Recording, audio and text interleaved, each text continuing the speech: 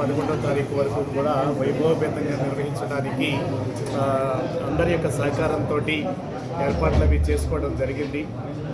దీనిలో భాగంగా ముఖ్యంగా 8వ తారీఖున శివరాత్రి ఆ రోజు స్వామి అమ్మవారి యొక్క కళ్యాణోత్సవం జరుగుతుంది రాత్రి 12 గంటలకి.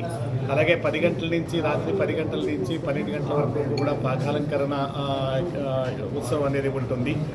ఈ శివరాత్రి ఉత్సవాల సందర్భంగా లక్షలాది మంది భక్తులు దేశం నలుమూల నుంచి కూడా ఈ క్షేత్రానికి వస్తారు కాబట్టి అందరి యొక్క సహకారంతో వివిధ శాఖల యొక్క సమన్వయంతో అందరి భక్తులకి కూడా ముఖ్యంగా నడక మార్గంలో వచ్చేటటువంటి భక్తుల్ని కూడా దృష్టిలో పెట్టుకొని అన్ని సౌకర్యాలు కూడా ఏర్పాటు చేస్తున్నాము. చలువ పందులు అవి ఏర్పాటు చేయడం జరుగుతోంది. అలాగే నడక మార్గంలో వచ్చేటటువంటి భక్తులకి మంచి సదుపాయము, అలాగే దాతల యొక్క సహకారంతో అన్నప్రసాద వితరణ కూడా జరుగుతుంది. ముఖ్యంగా శివరాత్రి ఉత్సవాల్లో ఎక్కువ మంది భక్తులు అది మార్గ మధ్యంలో ఈ రహదారి అడవి మార్గంలో నుంచి కూడా వస్తారు కాబట్టి, అలాగే ఎండలు కూడా ఎక్కువ పెరుగుతున్నాయి కాబట్టి అందరికీ కూడా సౌకర్యవంతంగా ఉండే విధంగా ఇది చలువ పందాలు ఏర్పాటు చేయడం, మంచినీటి సదుపాయం కల్పించడం, అలాగే ఉచిత అన్నప్రసాద వితరణ అనేది కూడా జరుగుతుంది. అలాగే లడ్డూలు విక్రయ కేంద్రాలు కూడా అదనంగా లడ్డూ కౌంటర్లు కూడా మనం ఏర్పాటు చేస్తున్నాము. ట్రాఫిక్ని క్రమబద్ధీకరించే విధంగా కూడా చర్యలు తీసుకుంటున్నాము. 11 పార్కింగ్ ప్రదేశాలను కూడా ఐడెంటిఫై చేసి ట్రాఫిక్ ఇబ్బంది లేకుండా కూడా చూడటం జరుగుతుంది. అలాగే క్యూ లైన్లు కూడా ఎక్కువగా ఏర్పాటు చేస్తున్నాము.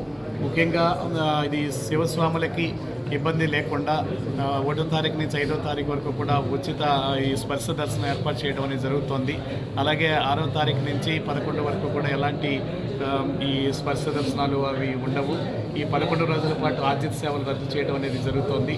ముఖ్యంగా శివరాత్రి అధిక సంఖ్యలో వచ్చే భక్తుల్ని దృష్టిలో పెట్టుకొని అన్ని విధాలుగా కూడా సమన్వయం చేసుకుంటూ వివిధ శాఖల యొక్క సహకారంతో, ముఖ్యంగా పోలీస్ సిబ్బంది యొక్క సహకారంతో అన్ని విధాల వరకు సౌకర్యంగా ఉండే విధంగా ఏర్పాట్లు చేస్తున్నాము. అలాగే వికలాంగులకి, వృద్ధులకి కూడా, చంటి పిల్లలకి కూడా ప్రత్యేకించి క్యూ లైన్ అవి ఏర్పాటు చేస్తున్నాము. శివస్వాములకి ప్రత్యేకించి క్యూ లైన్ అవి ఏర్పాటు చేస్తున్నాము.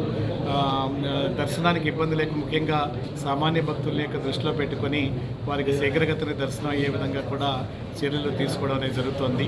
అలాగే స్నాన ఘట్టాలను అవి ఏర్పాటు చేయడం, పాతాళ గంగ వద్ద కూడా షవర్లు అవి ఏర్పాటు చేయడము, తర్వాత ప్రత్యేకించి అదనంగా టాయిలెట్ సౌకర్యాలు కూడా కల్పించడం, మంచినీటి సదుపాయం కల్పించడము, ఇవన్నీ కూడా మనం చేయడం అనేది జరుగుతోంది.